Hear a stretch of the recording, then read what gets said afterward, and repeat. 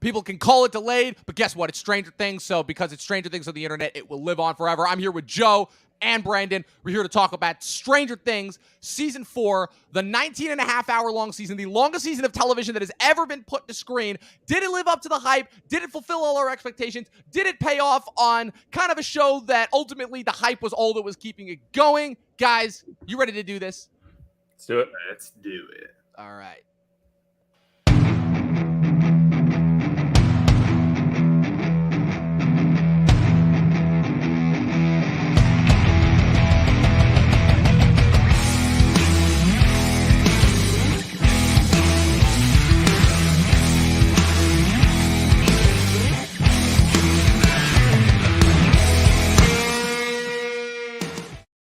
What's up, people? Welcome back to another episode of the Talkin TV podcast. We had a little bit of an off week with movies, so we finally got the chance to talk about all of Stranger Things. It was a very, very long season of television. They split it up into two parts. We got the final two episodes about 2 weeks ago, and now that it's finally been completed in its entirety, we're here to talk about it. I'm joined this morning by Joe of Guy at the Movies and my good friend Brandon, who's been on a couple podcasts. Brandon Fallett. Guys, I want to kick off this conversation with this. So Stranger Things, like I've been talking about with a couple different TV shows that we've covered on this podcast so far this year, is part of a litany of returning shows that we have gotten back after between a 2 to 3 year delay. You know, we're talking Ozark, Succession, which we got back in the fall, Barry, Better Call Saul, Atlanta, to name a few. All of these shows are finally coming back after being off the air for between a 2 to 3 year gap. So I wanted to kick off the conversation with this, which is that Stranger Things had roughly a 3 year gap between season 3 and 4. And despite season 3 getting much better and more favorable reviews than season 2, I personally don't agree with that, but we can come back to that at a later point.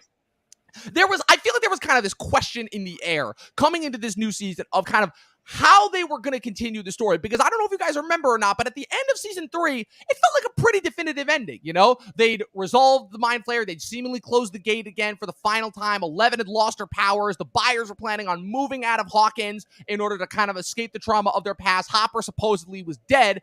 And then they kind of released that teaser, and that shows Hopper alive in Russia. And you're like, okay, but where are they going to go from here? You know, like we kind of have resolved everything. And if there's one thing that this 19 and a half hour long season proved, it's that, oh man, they had plenty more story to tell. So I kind of wanted to kick that off. Is now that we've finished the season in its entirety, Joe, I'm going to start with you and then we can go to Brandon. How do we feel going into season 4 after season 3 kind of left us feeling the way that we did? And now that we're done with season 4, how do you feel that they did as far as kind of transitioning us into this final phase of the show? Yeah, so I think with season 3, I felt a little bit different at the end. I thought that it was left open a little bit. I wanted to see how she would get her powers back, or if she would. The Hopper thing was kind of teased in the after credit to the season. So I was, ready for it. I'm always, if I like a show, I'm ready to continue it until I feel like they can't do much anymore. The thing with Stranger Things that I feel like they needed to do, and they finally did this season, was tie it all together, tie the 3 seasons together. And whether or not you liked how they did it, they at least tried to put more context around sort of what's all happening. I do enjoy that at the end of season 4, they're about to fuck with Will again. He's like, finally. Oh, no, I feel it again. I'm like, oh, we're back to him. It's happening again. Yeah. But no, I actually really enjoyed season 4. I thought they did a really nice job of providing more context and creating a villain that is pretty, I think, menacing and badass. I was debating this a little while ago because, spoiler alert, I finished the season about 2 hours ago, finally. But I was debating with someone afterwards. We were texting, and there's a couple things in this season that I would agree didn't work. I think the whole Soviet Union storyline and Russia storyline is just pointless in a lot of ways. It dragged on too far, and it seems like they didn't know what to do with it. There's large patches of this show where, like, we're not even worried about them. Side note, the kids don't even care where their mother is. Like, nobody questions like where she is, what's going on. But I thought that the rest of the stuff around Vecna and even really the elevation of Sadie Sink as an actress in this, she was by far my MVP of the season. I thought she was fantastic. And even Lucas really stepped up in the last episode. I thought that was great acting too, from great compared to the kids. So I'm excited for where it is, because I think what this season did, as opposed to the other 3, is showed this group what failure means. And that was kind of the tease leading into these 2 episodes, was the one line, like, I don't know that we're going to, make it out of this one or something like that. And I think that's kind of what we got. Like they won, so to speak, for a little bit, but clearly, there's still a lot of hell to come. And now they have to regroup and figure out what to do. They talk about it at the end of the episode with 11. I think it's Mike and what's his name, Mike and Will, talking about how she's not used to losing. So I think that's a really cool place to be going into the final season. I do think they could have made this the final season. Maybe one more 2.5-hour episode would have given us all we needed to have, because not to keep going on about it, but the one thing that I struggle with the show is I love it in so many ways, and then it annoys the hell out of me in so many other ways, because it does get slow and bogged down, and a lot of stuff could be cut. That last episode, you could have cut probably a good half hour, 45 minutes of just brooding and stuff. But I'm excited about it. I'm excited where it's going. I'm ready for them to wrap it up. I do think they did a good job compared to some other shows that lost. It could be a loss where we have no idea what's going on. Brandon, what's your thoughts? What were your thoughts coming out of season 3 going into this season, and then obviously after finishing up this season? Ooh. Well, I enjoyed season 3, but as I was watching, I did start to get a vibe or a feeling of the show starting to spin its wheels or go through the motions a bit. I enjoyed the hell out of it, but it did just feel like, okay, we're doing the mind flayer again. Like a few of our main characters, like Mike and Will, don't really have much to do. They were kind of leaning very heavily into just 11, this is her show. She's just going to kick ass for the whole time. But I really liked the finale of season 3. I actually thought that was one of the strongest individual episodes of the series. And I agree. It kind of did feel a little bit like, oh, okay, we're starting to wrap up here. But I think the thing with the way season 3 ended is it was almost like the way The Last Jedi ended, where, say what you will about the movie, like it or not, when it ends, you're not like, oh yeah, bring on the next season. You're kind of just like, all right, it's over. I'm gonna go on my life now. And because of the 3-year wait, and then because of the fact that a lot of shows and movies had come out just around Stranger Things, Obi-Wan, Top Gun. I mean, I know that when Obi-Wan and Stranger Things dropped in the same weekend, most people were more excited to go watch Obi-Wan first. Right. So there was a lot of that made me, and then the trailer just kind of made me go, all right, more of the Stranger Things stuff. Cool, pretty cool, so I wasn't particularly excited going into it. I was just like, yeah, I like the show. I like the characters. I'll watch it. And I guess overall, as a general thought, I think within the first 10 minutes of the first episode, I went, oh, okay, I remember why this show is so amazing. This is awesome. The way it's filmed, the camera's always moving, it has a purpose. The characters are just so damn fun and relatable. And it does really balance all the different plot points pretty masterfully. Certain ones are just more interesting than the others, but overall, it kind of gives everybody their, I don't even want to say moment to shine, as if everyone needs a big crowd pleaser moment, but it gives everyone enough stuff to where you're like, oh yeah, they're all fully fleshed out. I'm interested in them. This season in particular, it took 2 of my least favorite characters of Max and Lucas, and it made them possibly the 2 most interesting characters of the season. Totally agree. Because you look at a character like Max, season 2, she kind of just served as a wedge to just be thrown in there to be like, oh god, she's disrupting this groove, and then they didn't really give her much to do the next season. Now, what they did with her was just absolutely brilliant, I thought.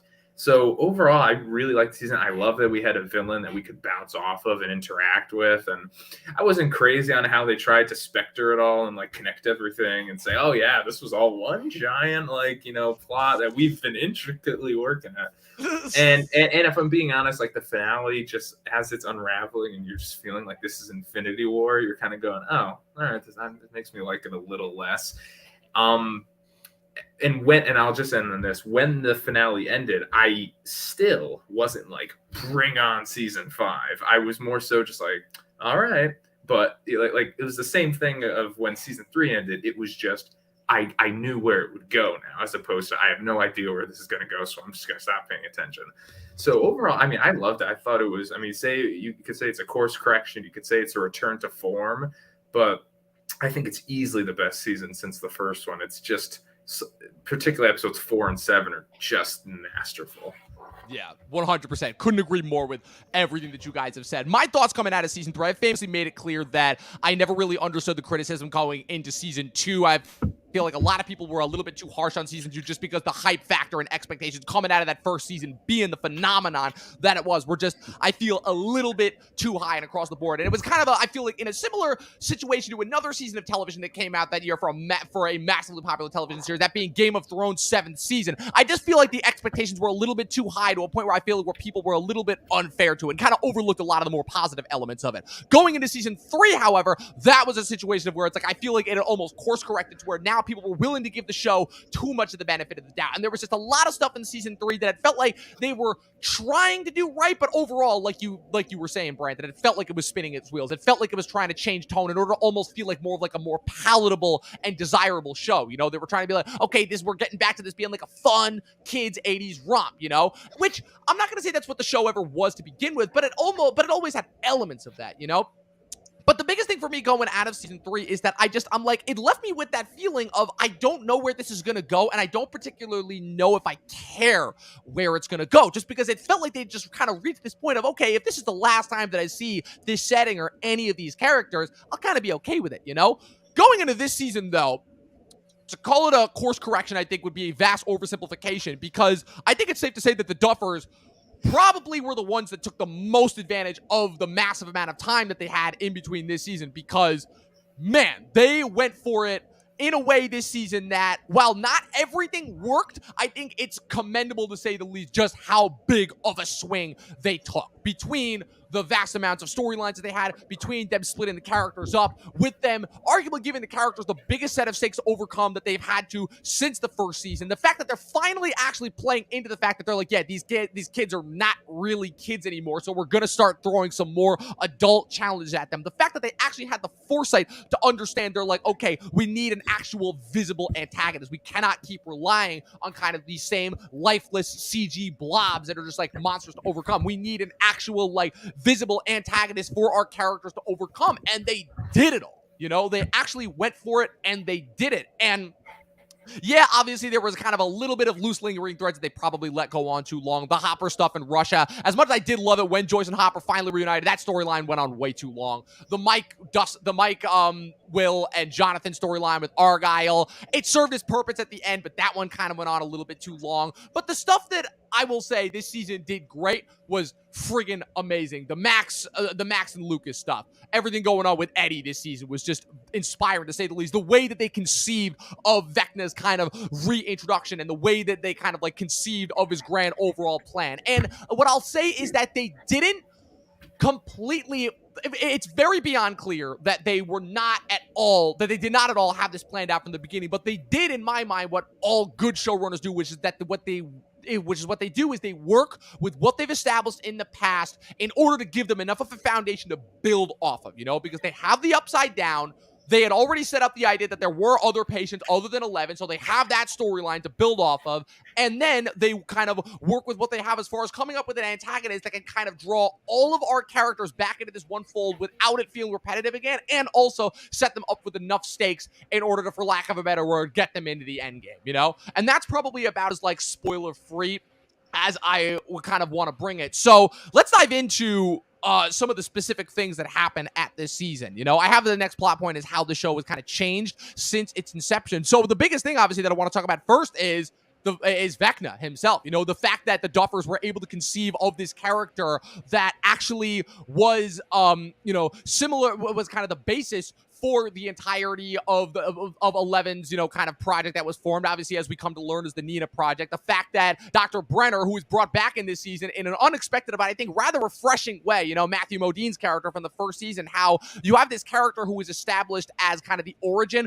of all of their, like, for lack of a better word, supernatural or superpowered beings in this world, who ultimately was captured by Brenner and experimented on and kind of was used in order to kind of, for lack of a better word, breed this new group of superpowered kids. But at all the same time, he was drugged and he was, waiting for his chance to escape. And he finally saw that chance in 11. And then when 11 was finally able to free him from Brenner's control, he went nuts, killed everyone, and was about to, continue this plan in the world. So 11 banishes him, unintentionally rips open this portal to this other dimension that was apparently existing underneath them. Next thing you know, he's converted into this monster into this monster thing that can now kind of use his merging of powers in order to essentially, rip open the gates between dimensions. It's a lot. Like, it's a lot to say. And like kind of the way that they're kind of able to build to it and kind of have all the characters and all their different investigations and how they're kind of able to tie all of everything that Vecna is doing with kind of the shared trauma that a lot of the characters are feeling. Because this is ultimately a season about trauma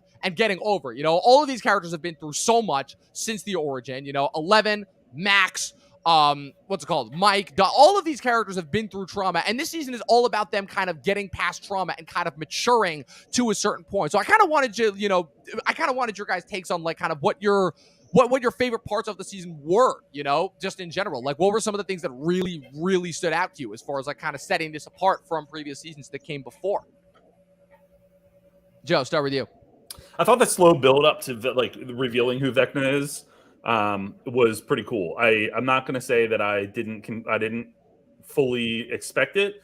At one point, I thought like, oh, he's probably going to have Jimmy Campbell Bower is going to have more of an impact in this show than we think. But when that reveal happens and you get the full backstory, I thought that was really cool. The thing I didn't like about that was like he just used Nancy and was like, hey, let me show you shit. Right. And that was just kind of random. A little bit of an expository device. Also, the fact that it's like, okay, it's Jamie Campbell Bower. That guy's in anything. You're like, okay, I immediately don't trust that guy. Like, come on. A little bit of an obvious villain syndrome there. Yeah, but honestly, everything around Vecna I thought was really cool. I agree with you in like the setup. Obviously, this wasn't where they thought they were going, but I thought that they pulled it together really well, which is a neat launching off point for the final season. And I think the stakes were high. I think there's, obviously we didn't get a lot of things weren't tied up at the end. But I think that's what a good show does in leading into, especially the final season. That last shot, I'm not like, oh, I can't wait for Stranger Things to come out when it comes out in like 2029. But that final shot where they're all standing there and like looking out and the chaos is raining, I'm like, all right, I'm into this. This is pretty cool. So all in all, I think that was great. And then I'm going to go back to it again. I think Sadie Sink was probably award nominee worthy this season with the way that she carried the character and kind of carried the show, the emotional arc of the show a lot. I thought she was great. I thought Joseph Quinn was really good as Eddie. I hated him at first and then just really enjoyed him by the end. He was a lot of fun. And one thing the show always does really well is pairs Dustin with another person to like really bring out the comedy and the humor and then ultimately the emotion. And I think they did that well with this one as well this season. I couldn't agree more. Brandon, what's your take on that? Yeah, I basically agree with all that. I did really like the Vecna thing. I do think as we slowly revealed more about Vecna, he became less interesting / terrifying.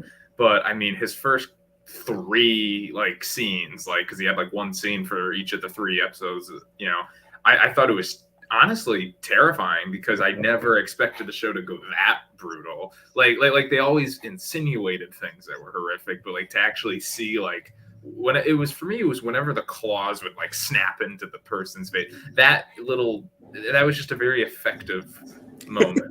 like whenever that happened, I just went, oh God, I feel that. Yeah. And then even with the bones breaking in the eye, the bones got me every time. I still couldn't get over that because that was them. Because here's the thing, they've obviously referenced every single 80s pop culture moment under the sun, literally to the point where in season 2 it was getting kind of a little bit annoying. Where it's like, okay, that's Back to the Future. Okay, that's Aliens. It's like, okay, that's Gremlins. It's like it was getting a little bit obvious, but I think they did a much better job of it here. Where it's like, okay, no, see now we can finally get into like the real horror aspects that we kind of only hint at. Like you had illusions and hints of like The Thing and Dream World stuff like that, but now it's like, yeah, we can really get into like our real Nightmare on Elm Street stuff. And unlike the first season where they were like kind of little kids, they're like, nah, they're all like semi-young adults now. We can really show just like how much damage we can do. No, yeah, you can see a lot of, especially in everything with Hawkins and Vecna. It's like this is their take on a Nightmare on Elm Street type thing, and it's awesome. I mean, like I loved all of that. I loved the drama of just the kids getting older and kind of growing apart. You can kind of get the vibe that Mike like doesn't like Will as much as he used to, just as like a friend. You get the vibe that Lucas' whole story I thought was kind of a tried and true story, but I thought it was executed brilliantly. And by the time you get to the finale, with everything that was going on with Vecna and 11 and the craziness, like it was the scene with Lucas fighting the basketball guy that was the most kind of gripping scene in the finale for me, because I was like, oh, I actually feel this. Like this is like something that's really like emotionally I powerful. thought Lucas was a goner. I thought Yeah. I was like, they're gonna knock him out of the show here. That was who my money was on.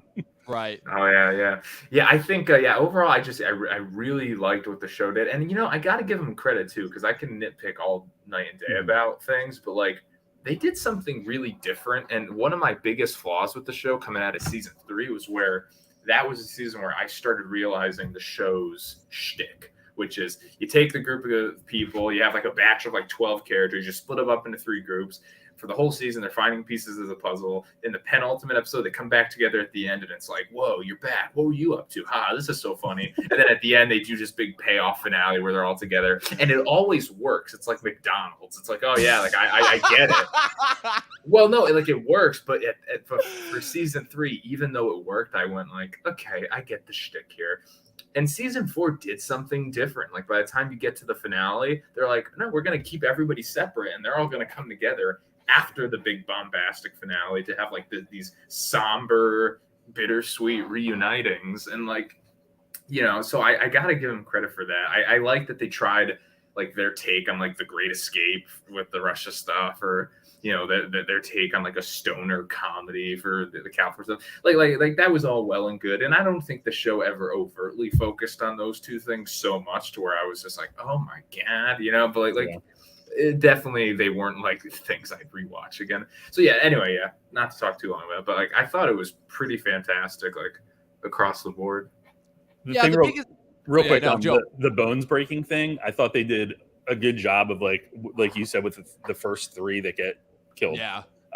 Really roping you into that. So then like when I almost said Liz, when Max, I don't know why I said Liz. Where'd that come from? When Max is like, raising in the air at the end, you're like, no. Yeah, it does a great job of building up the tension. Well, okay, I got like what they do with the Max character is so awesome, because they give her this amazing moment in season 4 where you're just like white knuckle watching this, like, oh my god, is she gonna die? Like this, and it's that scene at the end of episode 4 is maybe I think it's the best scene that the show has ever done. Just as a moment, it's like this is all the potential, all the creativity of the show coming to a head, and like this is what this show can be at its very best. It was amazing, and it overall was an amazing episode. Then like the way it ends, it was beautiful.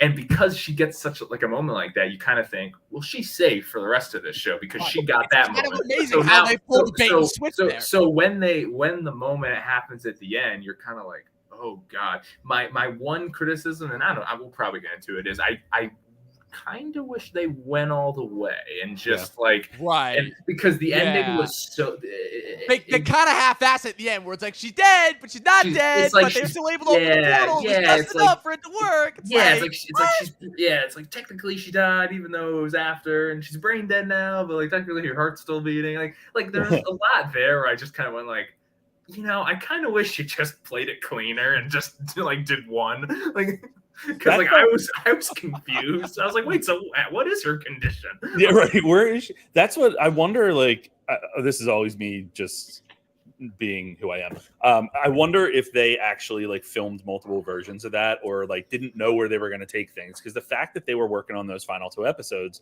weeks prior, I know a lot of it was working on effects and stuff. But like we hadn't gotten a lot of love for Max, or didn't have a lot of love for Max in the previous seasons, and so a lot of this season hinged on you caring about that character. And if they weren't able to really establish that in the first 7 episodes, I wonder if they would have gone all the way or not.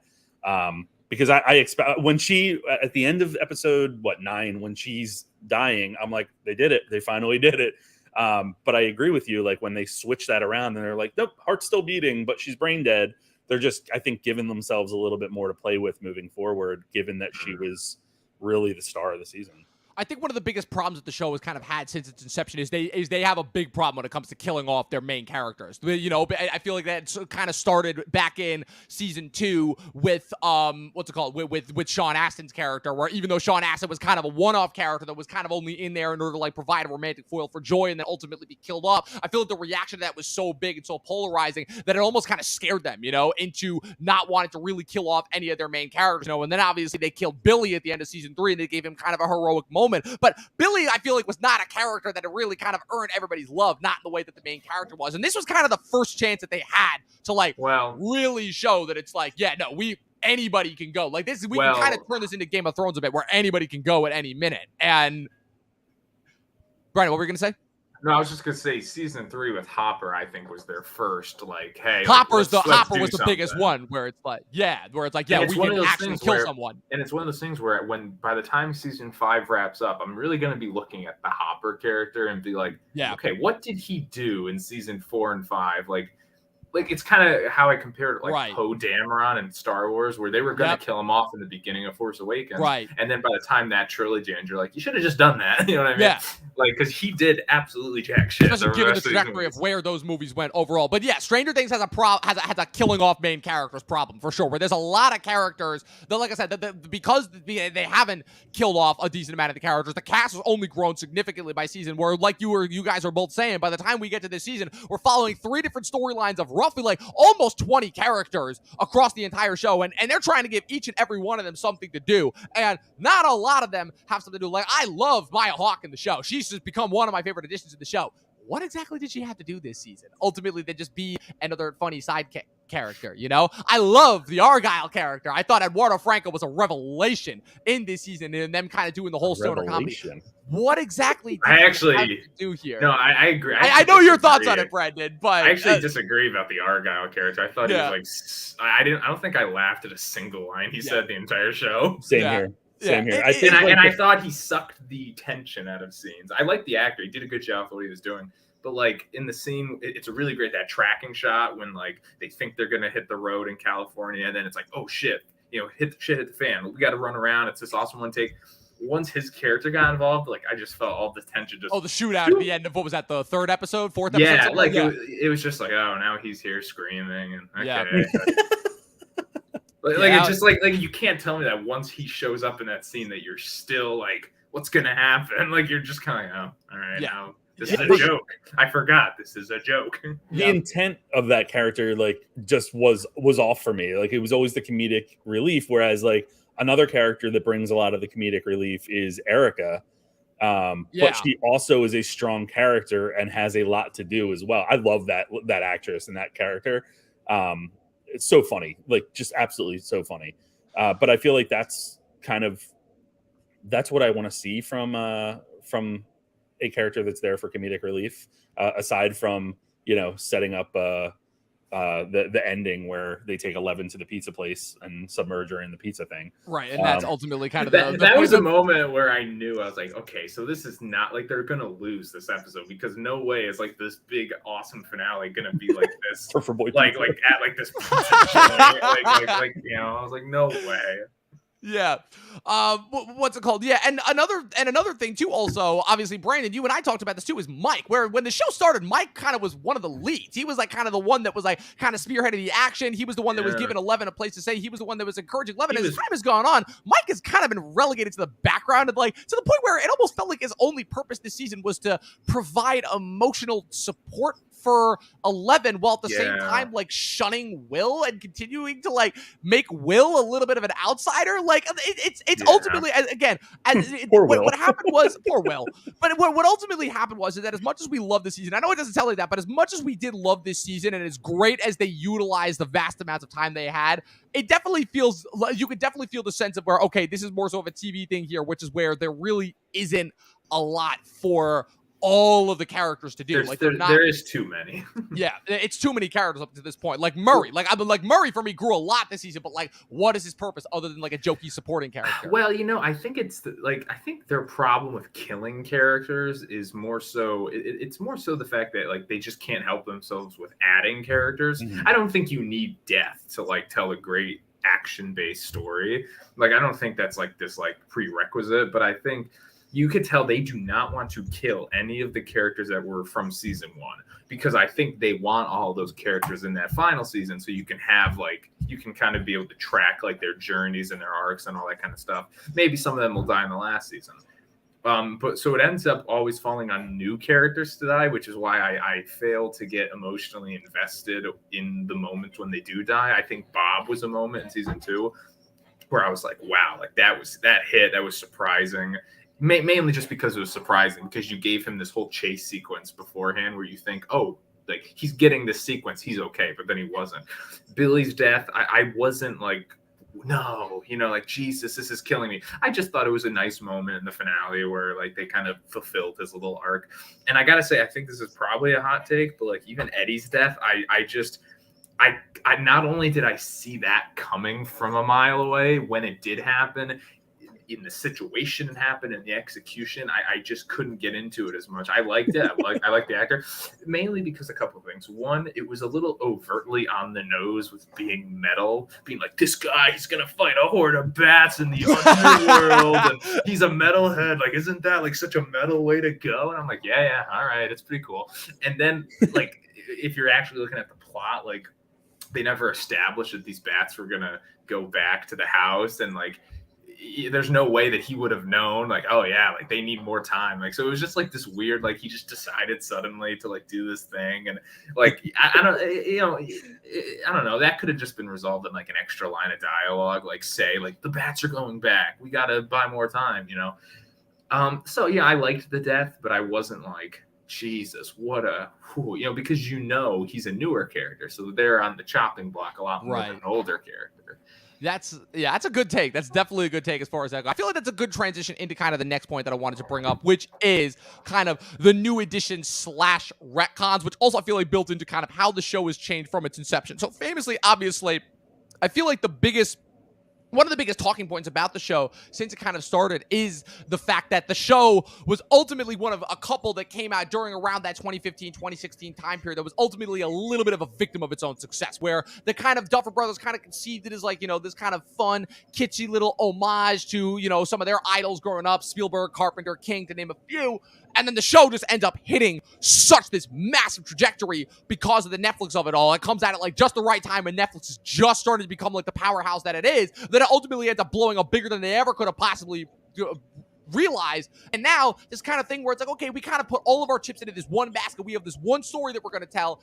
Okay, now we got to tell all this other litany of other stories, And I feel like that has kind of been like created this weird back and forth, push and pull thing where it's like people are like, oh, they have no idea what they're doing. Oh, they've got this really great long plan. Oh, they tried to add something. We didn't really like that. Oh, but they're going to keep giving us some more of the same thing, and we love that. Oh, but we don't really like it when they give us the same thing. Fans It's suck. Like, fans suck, I feel like, is kind of the overall consensus that we can come to. But again, we kind of have to talk about it because, again, the internet reaction has been such a large portion of this show's success. This is ultimately, I would make the argument that this is the first mainstream viral success for a property that despite its very obvious allusions and homages is still completely original in its concept. Stranger Things is not directly based off of any other IP, which I don't think I can really say about anything else that's really been super successful in this kind of last couple like major Twitter stream age. So it provides this really interesting, I feel like, trajectory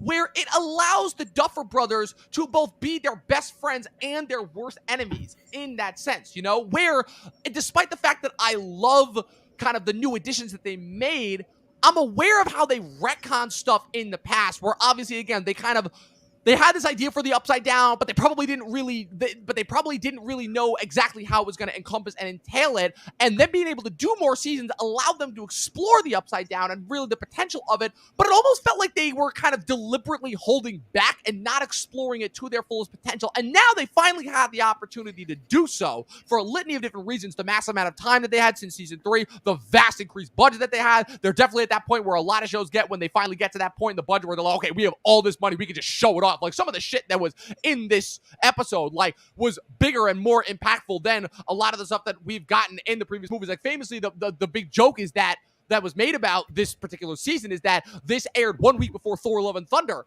and the last episode of this season is a full 30 to 40 minutes longer than Thor: Love and Thunder. Like, they are finally effectively getting to make these as, like, movies. Like, this is no longer, I feel like, kind of fits into the dictionary definition of a television show. It has effectively become a movie. And so, in that sense, I kind of wanted to get your guys' take on kind of the Duffer Brothers push-pull back and forth with their kind of creative take towards the show, as far as kind of like how, for lack of a better word, their interaction with the internet and kind of how that's affected the show, whether it'll kind of be to the show's benefit or detriment long term. Joe, let's start with you.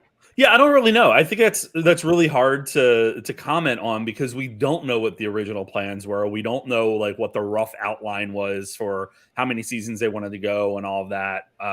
Of course, they can say whatever in the media, but I think the success has definitely driven them to a different point than they probably planned at the beginning. I really don't know. I don't even know how to comment on that honestly, Dom, because the internet is the internet, and of course viral sensations take on a life of their own. But I think that in terms of like the characters and stuff, I can't really remember or even point to a character that something was done with because of a movement online in this show. I think the closest one I can get to is what they're doing with Will, because there's been rumors for years that Will was like secretly gay and that he's trying to figure out himself and whatever. And you finally get there in the last couple episodes of this season. And then the actor just came out and confirmed all that's going on. But again, that's the thing, right? Is that's not a thing that was established within the course of the show. That is the thing that was established off the air, where the actor confirmed it off the air. It was hinted at for sure, but never explicitly confirmed is the thing. And so that's a thing of where it's like, okay, was that always intended, or was a thing that was brought on as a result of kind of internet speculation? I think, I mean, and who knows, right? At the end of the day, who knows that? Exactly. Like I said, it's all up in the air. It's all up to speculation. I'm sure we'll get confirmation next season, like in some way of that. But ultimately, I don't know, because I can't imagine that they went into this without having at least certain points that they wanted to hit. You don't introduce something like the Upside Down and not have some rules already established for what it can be. But of course, they probably gave themselves a little bit of leeway to create what they wanted to create with that. This is a terrible comparison, but I'm going to bring it up anyway. The same with Lost in a way. Lost didn't know Lost was lost. They didn't know where they were going after a while.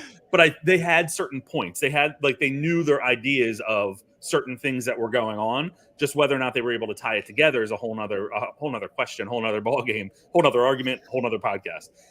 But I think that what we're seeing with this is, regardless of what the ideas were at the beginning, they're able to tie it together. Vecna wasn't a response to internet, commentary or whatever. So the crux of this season that's driving us through to the final season, I think is all original and their own thinking. I don't see this show as being affected really by the internet.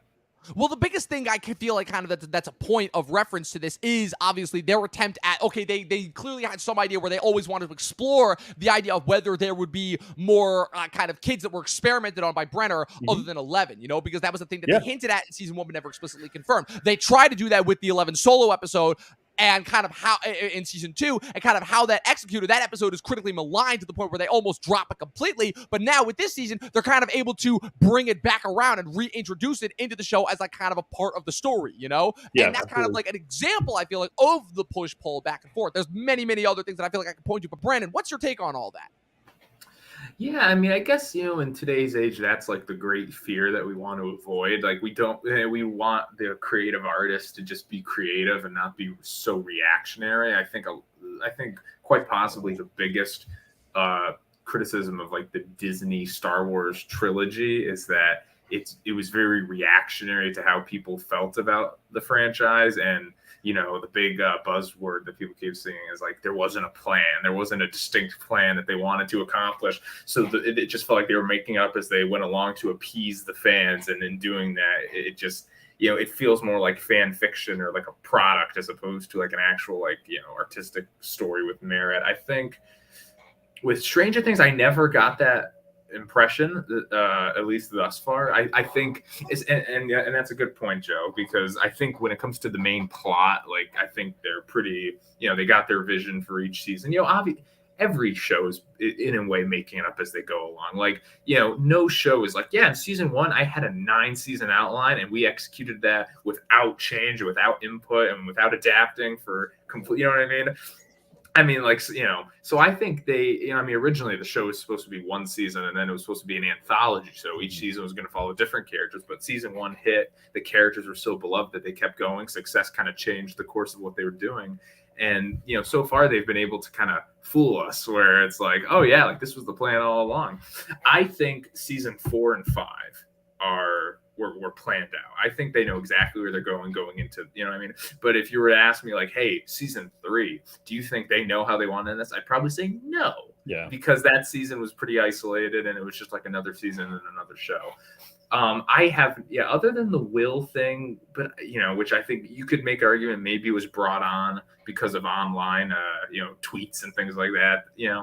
Other than that, I think I don't really think I've seen something where it was so reactionary, and that is the goal. Where I don't want to be watching something going like they're just doing this to appease the Twitter crowd. And even with Will's story, I thought it was beautifully handled. I thought it was awesome. Like I'm just so excited for him to do something in the next season. Like just something, anything.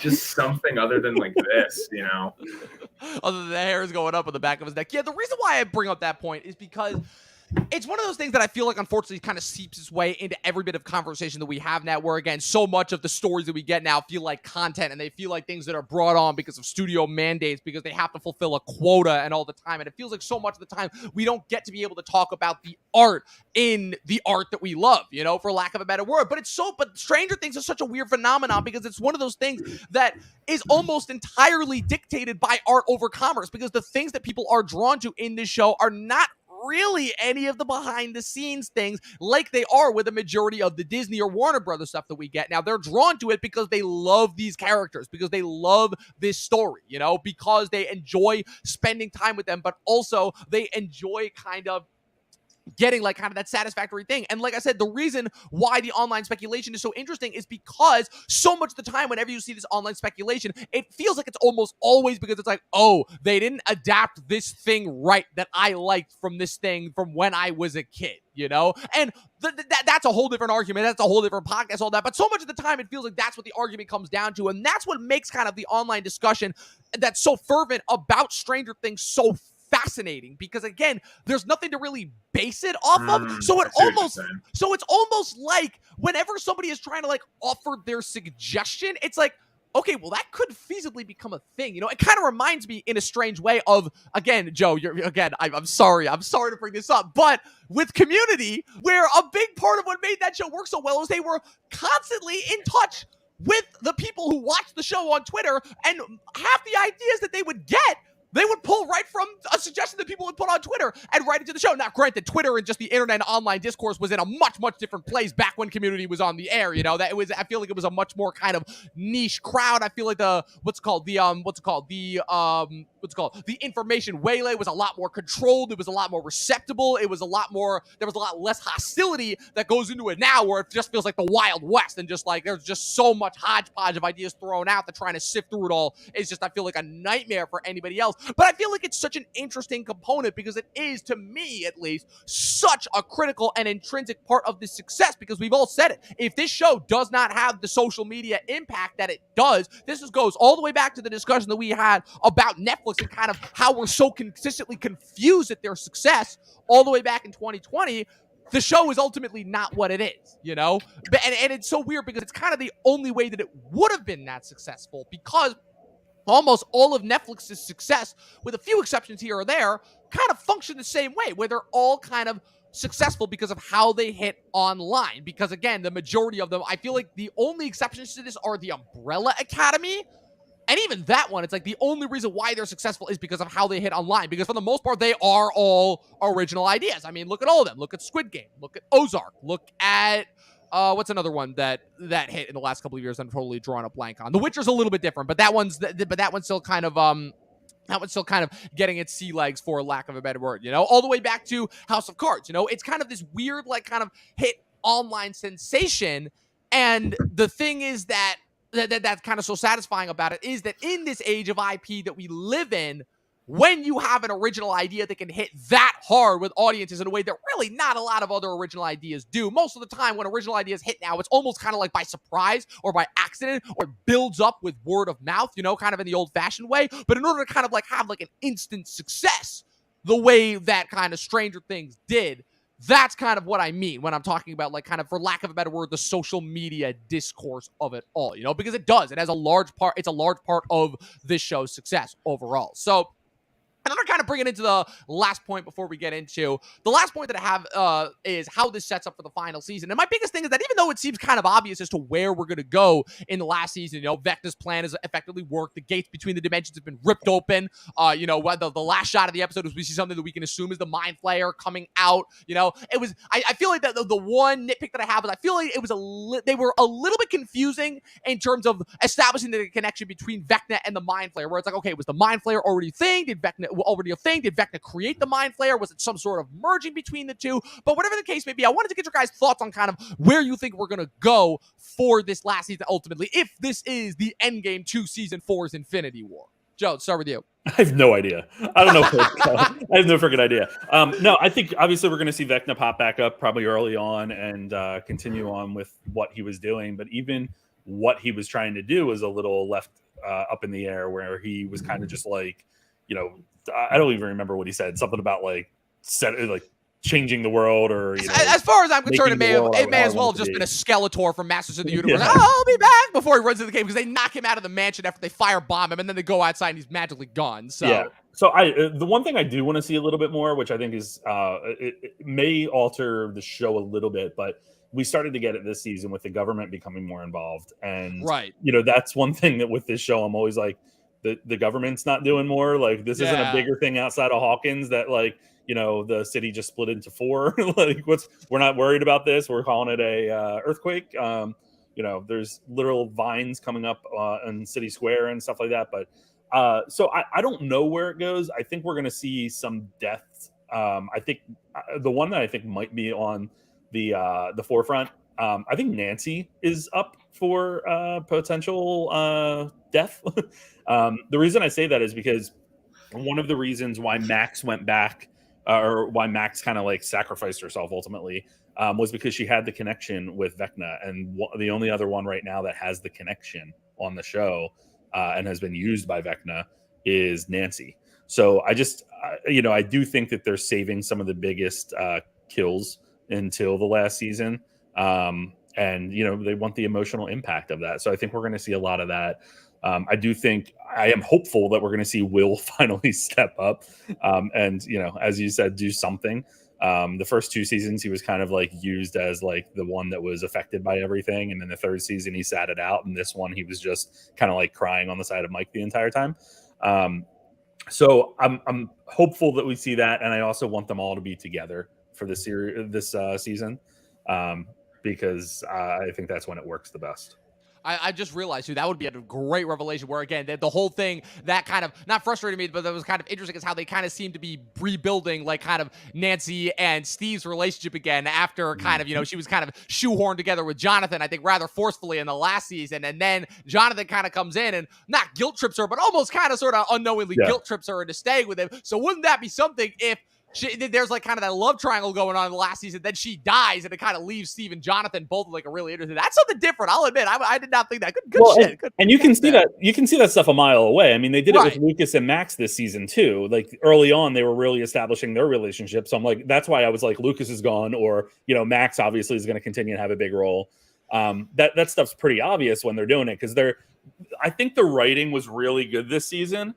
But that doesn't mean that it's not obvious in other ways. Right. Oh, for sure. Good writing doesn't always have to be subtle. I think that's kind of a big mistake that people make, is always assuming it's like, if it's good writing, it's subtle. Nah, there's been plenty of obvious stuff written that I think has been brilliant. Like ultimately the Vecna thing, right? Like it kind of felt like that's where it was going with Vecna and Henry. I'm sorry, but like I said, the minute that Jamie Campbell, the only thing that I kind of didn't really establish was how the Victor Creel of it all kind of factored in, and then I thought that was surprising. But like the minute that Jamie Campbell Bower walks in, it's not even a doubt on my mind. I'm like, okay, Vecna, cool, let's move on. I'm like not even a doubt. That was obvious, but it to an extent, but it was just really satisfying when it happened. Oh yeah, for sure. Also, I think one of the funniest behind the scenes things too was just watching him like as them putting all the makeup, and then just kept like him chilling as like a regular guy. it's still like the full on make like Vecna outfit, like posing. That just kills me every time. But well, it's funny, not to cut you off, but the last episode when they're in the school gymnasium, right. in her mind or whatever, there's a picture going around of Vecna just sitting on the school bleachers or whatever. I love that one. So I love the that whole one. series, I had that in my head, and I'm trying to figure out like where's that going to play, and then of course it's like after he gets thrown through the bleachers or whatever. I'm like, there it is. It's just funny thinking about him chilling out at the end of his long day of shooting. Hilarious. It's so funny, and like just the other characters are kind of interacting with him after the fact in the costume. But yeah, Brandon. So what's your thoughts on kind of where they could potentially go for season 5? Well, I mean, the characters are all together now, so I think the first episode is going to be them hunting down Vecna to finish what they started. And then they're going to get to Vecna. He's going to be like, the work is already done. I am inevitable. And they're going to kill Vecna. And then once they kill Vecna, it's going to cut to 5 years later. And then they're gonna come up with the idea to time travel back to season 1. They did say there would be a time jump from seasons 1, 2, and 3. They did say there would be a time jump. They did say that. The time jump is gonna be 5 years. The Upside Down's like part of their world, so there's like bugs flying around and stuff, and then they're gonna go back to time travel to like recapture all of the Demogorgons so they can use them like a big device, and it's gonna be this big, I don't know. I think Wolverine shows up and they connect. Brandon, I know that you did. Brandon, I know you intended that as a joke, but honestly, I could very feasibly see them doing something along those lines. Well, I mean, it's the fact that the finale was so similar to Infinity War that you just go like, oh wow! Like how do they? Well, I know that the Duffers came out and said that season 5 is going to be all of the characters in Hawkins for the season, which I think is awesome because you're going to get like one last hurrah with everybody together. I think honestly, when it comes to the actual plot of it, I feel like that's going to end up being the least interesting thing of season 5. Like, I think the thing that everyone's going to be interested in is this is the final goodbye. What's going to happen with like Mike and Will, Eleven, Max, Lucas, Steve, Nancy? I actually don't think people are going to care too much about the Vecna shit. I think it's the plot. I think it'll be the thing, but I just have like a wild guess that like I'll leave season 5 and be like, they stopped Vecna, kind of whatever. Kind of like how I felt about Avengers Endgame, where I was like, they stopped Thanos, but like, how cool is like those interpersonal moments, you know? Right. No, exactly, 100%. Like that's kind of where it's kind of like why I think even though you can have your personal preference as far as whether you like Infinity War or Endgame better, whether you like kind of, for lack of a better word, the plot dictated thing or kind of more the interpersonal character moments. I feel like kind of that's usually what people gravitate towards. I feel like why a majority of people like Endgame more than Infinity War, but no, I couldn't agree with you more. My biggest thing that kind of I want to see come out of this season is I just want to see bodies hit the floor, for lack of a better word, to quote the song. Like I am fully expecting that it's like, okay, there's going to be a time jump. Whatever's going to happen, like I need there to be like some really powerful emotional resounding stuff. Because I was gonna say you can cross some people like right off, like they're okay. Like I think Hopper's okay for the rest of the show. Really? Okay, so you don't think Hopper's gonna bite it? I think because they did the pseudo kill in season, and it wasn't just like the Max thing where it's like, oh my god, she died, but she died in this really heartbreaking way where it's like, I don't want to die. Like it doesn't feel like kind of fulfilling. Right. Hopper's death in season 3 was like, it hit all the boxes. He had like the little epilogue obituary that he wrote, kind of thing. Like they did Hopper's death already, so to do it again, it's like, all right, he's good. Yeah, it would be Glenn from The Walking Dead, and it's like people have already made it clear how much they hate when shows do that. Yeah, and then I think Max will come back and be alive, and like she'll be fine. Like she'll be back, and she'll be another member of the team. Like, so she's good. And I think because of that, Lucas is probably good. Like, I'm just like spitballing here. I think Nancy's like definitely high potential because I think they're gonna. This season was setting up that Steve was gonna die. Going into the finale, everyone's like, Steve is gonna die. And by the way, he's the best character in the show. And not just because he's a cool guy with a hair and a baseball bat. Like, just the fact that they took like the generic Biff, the bully character, and made him like what they made him is like, it's really never been done before. Like, it kind of leans into the originality of the show. Like, they took the bully and made him the Han Solo of the show. Like, that's sick. And because of that, the show was kind of setting up that he was going to die. And, you know, I think they're going to do a little switcheroo, and they're going to have the Leia in this situation die, not the Han. But actually die in a really cool, badass, and earned way. She's a great character. She's like Nancy completely Nancy was never a character that I hated per se, but I was definitely starting to get the feeling of like, okay, what is the purpose that she's going to serve after season 3? And this season fully locked me back in. Like, Nancy was probably one of my favorite parts of this season. Nancy's going to team with Barb and Eddie in the Upside Down to take down Vecna. Their spirit. Exactly. She's going to like murder. You know what I want to see? I really want to see, and I think they're gonna, because I think Will's gonna have a big story, which is awesome. I want Will getting powers. Yeah. I see, not in the traditional sense of like what people on Twitter are gonna want. Like, I want to see him flying around doing exactly what. Well, not exactly like that, but I guess just in the sense of like Will was the first one that was kidnapped. If we believe the fan theory that it was Vecna that kidnapped Will, not the Demogorgon in season 1. Just the fact that obviously everyone, including Eleven's powers, originally spawned from him. So the idea that Will had the most interaction with him, the hair raising on the back of his neck, being possessed by the Mind Flayer. I definitely don't think they were thinking that Vecna was like a possibility back in season 1, but I think they gave themselves enough room into how was Will even kidnapped? Because at that point, think about it, up to season 3, it's just Demogorgons and like the That's mind. Literally, so like what you're saying, and then whatever the hell that blob thing was in season 3, I don't even know if that was supposed to be the Mind Flayer. That was something else. That was mostly blocked out in season 3. But that was the Mind Flayer, like using humans to like create like a vessel for it to transport into the world. Anyway, but the one thing I'll say is I really want Joyce and Jonathan to have a big substantial role the final go around, because they were really like a big part, maybe the biggest part of why season 1 emotionally hit, because you had this mom who, like Winona Ryder in season 1 really was a big reason why people even watched the show in the first place. They're like, oh, I like Winona Ryder. Well, let's watch this.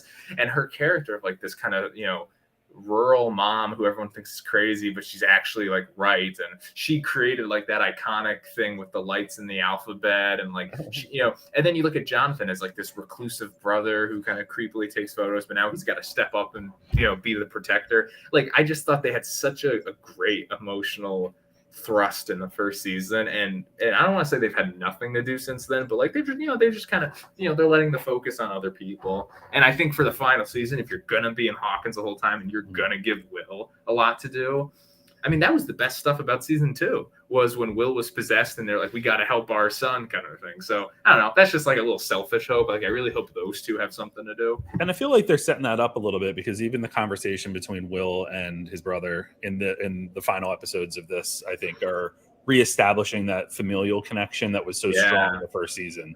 Yeah, because they kind of got away from it. So yeah, that's like a little hope. I'm like, okay, like I love Steve, I love like all the like those other characters, but like let's get back to like that core group here. Like, yeah.